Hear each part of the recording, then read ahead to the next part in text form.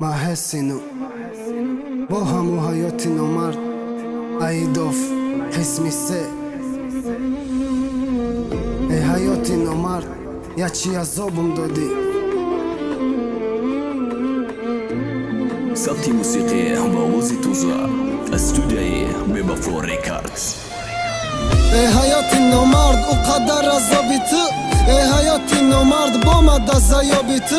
ای حیاتی نومرد خرسندی لحظه هاما کجا بردی ایمت تمام خوشی هاما کجا بردی ایمه بهشتی روی زمین ما کجا بردی ایمت مادری نازنین ما کجا بردی ایمه زبی حولی بخونه ما بگو تو کجا بردی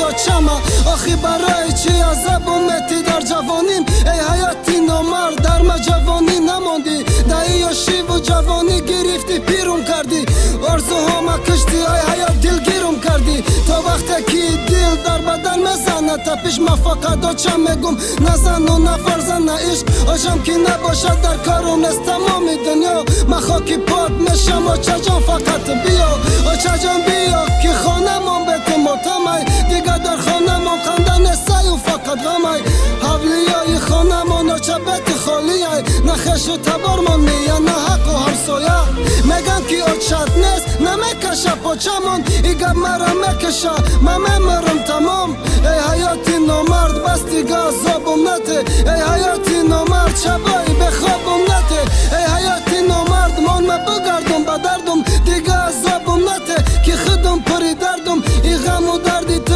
هیچ نداره آخیر هر روز گردی نو در جوانی شدم پیر مرم ارزو دارم آچم باشد در روزی تویم دام با تبگه خوشبخت شوی قطعی عروسون مرم ارزو دارم که آچم بتیم دعا تو ارزوهاما کشتی ای حیاتی به وفا 21 ساله پسن خید کن که ارزو نداره نمیخواه حیاتا نمیخواه دنیا را 21 ساله پسن خید کن که ارزو نداره نمیخواه حیاتا نمیخواه دنیا را این قصه دوام داره قسم 4 و قسم 5 ما ایران نقبیدم حالی تمام نشیده رنج ما ایران نقبیدم با آسانی نمیتم سر دوام داره قسم 4 و قسم 5 حیاتی نامرد